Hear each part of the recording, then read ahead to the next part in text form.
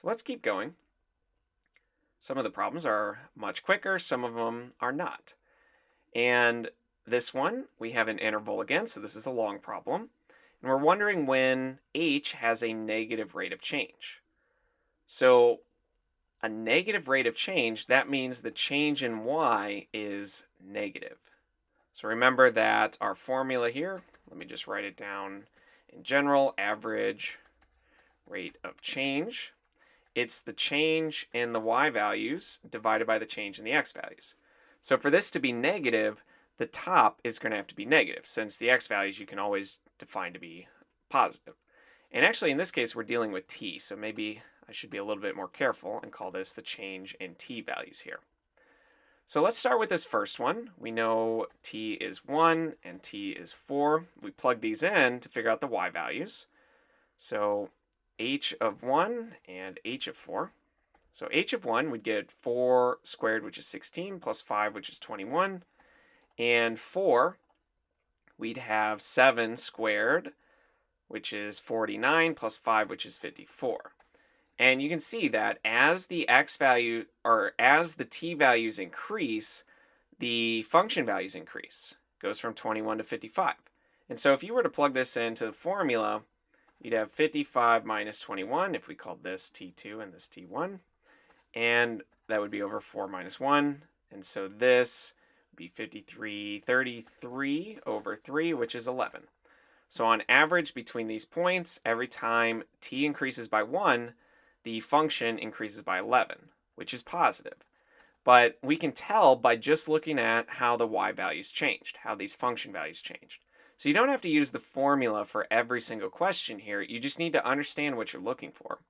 And we want this function value, as t increases, we want the function to go down rather than up. So let's try b, and it's the same approach. So for b, we've got t is minus 3 and t is 4. So we'll plug those in. So we have h of minus 3, which would be 0 plus 5, so that's 5. And then h of 4, when you plug that in, you get 7 squared, which is 49, plus 5, which is 54. So you can see the y values, as t increased, the y values increased by 49 here. So b would not be correct because the change in y values, again, is positive. The change in function values, you could say, as well. This could also be the change in h. So let's move on to c. So for choice C, we've got t is minus 2 and t is 0.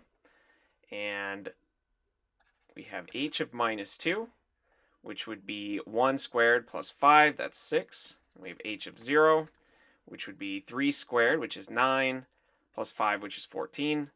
But again, you can see that the h values, as t increases, h increases as well. So C is not right. So by process of elimination, it's got to be choice D, but we want to double check it. You don't want to just assume that you did all this work right. You do at least want to see what the right answer looks like. So for D, we have t is minus 4 and t is minus 3. So we plug in h of minus 4. That would be negative 1 squared, which is 1, plus 5, which is 6. And h of minus 3, we've already done that. We get 5 when we do that. And notice, in this case, as t increases, the y values actually go down, which is what we'd expect here. And of course, we could verify this even further. We could plug it into our formula. If we call this t2 and this t1, then our slope here between these 2 points, the average rate of change of the function between the 2 points, would be 5 minus 6 over minus 3 minus negative 4.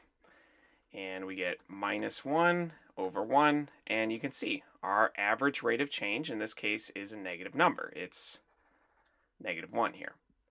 So let's do one final problem.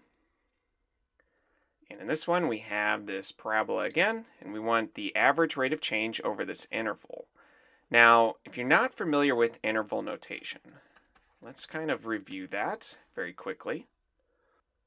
So what this means is the same as the inequality notation, where this is our lowest value and this is our highest value. And brackets mean that that endpoint is included. So we'd have greater than or equal to -2 and less than or equal to 4. If you had, let's say, 3, 9, where one is a parentheses and one is a bracket, that means that your lowest value would not include the 0.3. It would just have to be bigger than it. But since there's a bracket here, it would include the 0.9. So brackets mean that you have equality in your inequality, and parentheses mean that it's just either greater than or less than. So no equal sign when you have parentheses. So with that in mind, we can essentially translate this to our inequality notation here, since they mean the same thing. And we know our lowest x value, call it x1, is -2. Our highest x value is 4, and we need to find their corresponding y values. So we want to do g of -2. If we plug that in, we get minus -2 squared over 4 plus 7, and that would be 4, and we want the opposite, and then divided by 4, so that's -1 plus 7, which is 6. And if we plug in 4 to our function, we'd have the opposite of 4 squared over 4 plus 7. So that's minus 16 over 4 plus 7. So -4 plus 7 is +3. And remember, we just found these two coordinate points, -2. Actually, let me use different colors here. I'll switch to white. So we have the point -2, 6, and we have the point 4, 3. And all we're doing is just finding the slope between these 2 points. So the average rate of change is the slope between the 2 points. And so we can use our slope formula. We have that m is y2 minus y1 over x2 minus x1. Let me make just a bit more space here. And plugging these numbers in, we have 3. If I call this y2, since we already called this x2, and so that would make this y1, since this we already called x1. So we have 3 minus y1, which is 6, divided by 4 minus -2. And so that's -3 over 4 plus 2, which is 6. And what we get is -1/2 when we simplify everything. So what this means is that on average, as we go right 1, we go down 2. And again, that's just over this interval, and it's an average. So it doesn't really tell us what's happening between the 2 points. It could be going up for a while and then coming down very steeply, or something different.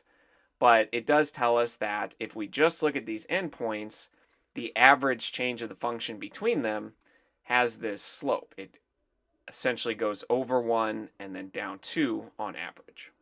So we can put -1/2 into this box.